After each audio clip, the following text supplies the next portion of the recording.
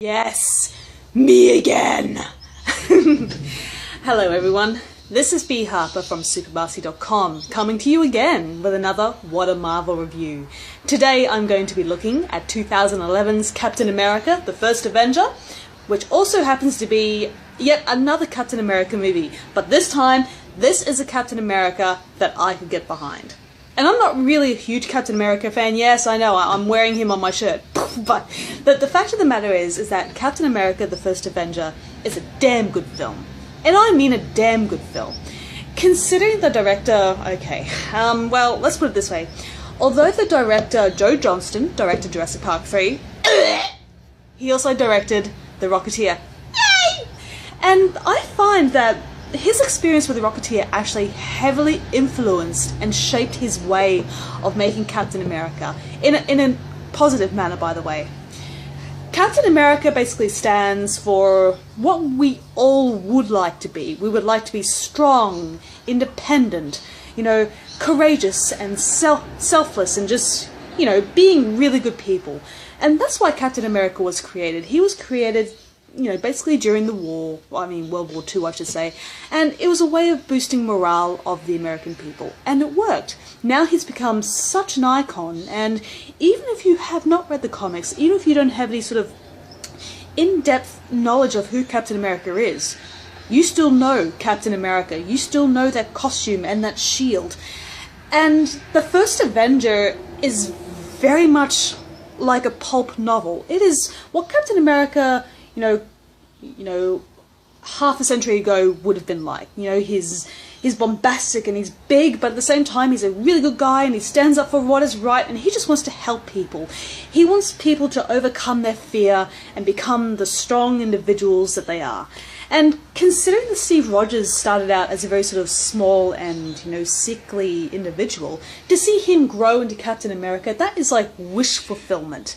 And this film, although it's an origin story for Captain America, it's a good origin story.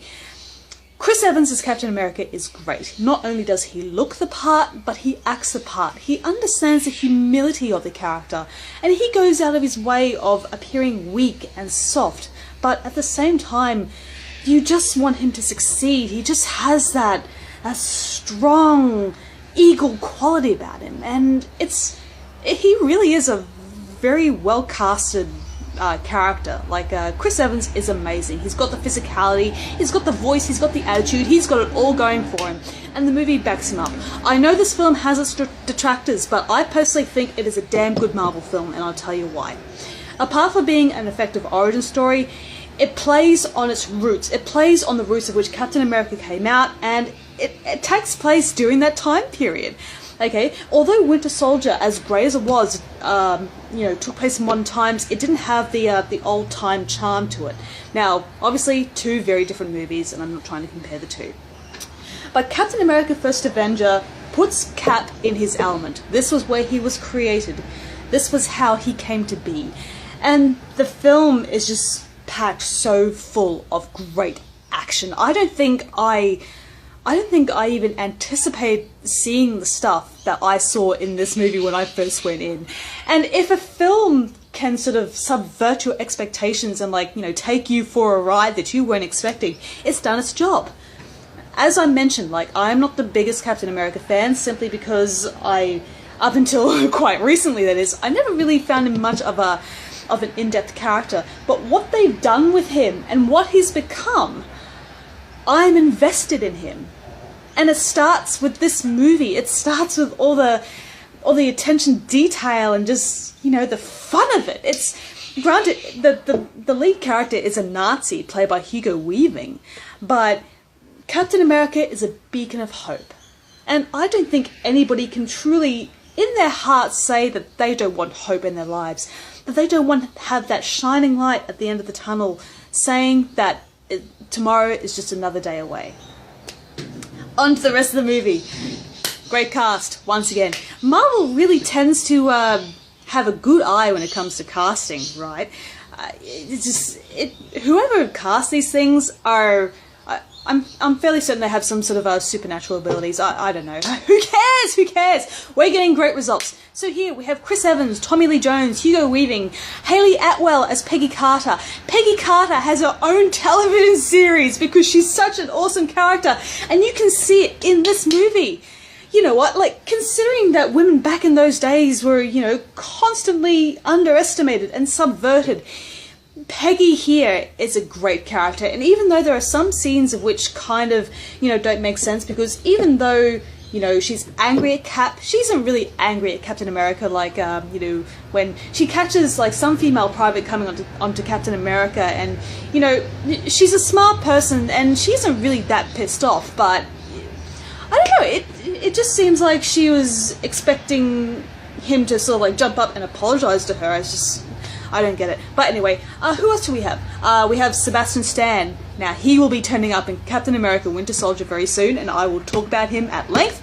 What else do we have? We also have Neil McDonough, Dominic Cooper as Howard Stark, and Stanley Tucci as Professor Abraham Erskine, who made the superhero serum. You know, you got yourself a stacked deck of talent.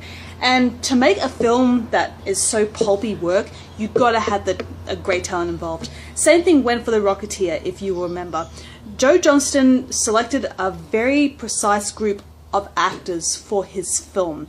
They had a look and they had an attitude about him. Jennifer Connelly as Jenny, Timothy Dalton as Neville Sinclair, Billy Campbell as Cliff Secord. They all had some sort of old world charm to him that just like fit so effortlessly in the movie. Same thing goes with Captain America First Avenger.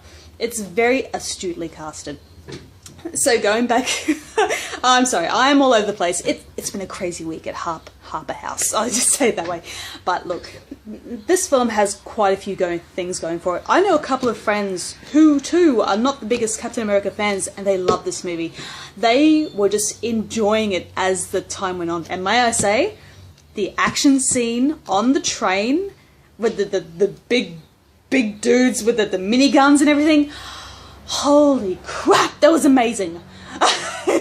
I've seen quite a few great, beautifully choreographed action sequences in my time, and that train sequence in Captain America First Avenger is one of them. Just blew me out of the water, I tell you. In terms of the Red Skull, well, here's the thing. The Red Skull pretty much has the same super serum that's flowing through his veins as Captain America. And the way I figure it is, the reason why Captain America looks and, you know, acts the way he does, it's because it's enhancing what was already there in Steve Rogers. Steve was a good guy. He wanted to do what was right, what was best, what was human. Red Skull, meanwhile, he's all about himself. He's selfish, he's cruel, inside he's ugly. And, you know, given the way he looks, like, his internal ugliness became external. And that's a really good sort of a mini psychological approach to the character. Now, I don't have much knowledge about the Red Skull, but Hugo Weaving was good. And even though Hugo Weaving more or less did the film for a paycheck, and as well as a bit of fun, look, I'm not going to hold it against an actor for doing a film for a paycheck, okay? You've got to eat, and you've got to keep working, you know, you've got to stay in the habit.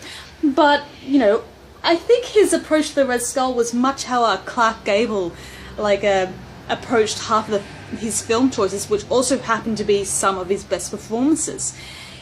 It's unfortunate that he kind of felt that way, but at the same time, his demeanour and the way he acts and how he sort of just goes all out with the character, it works in Red Skull's favour, because Red Skull is not a subtle individual.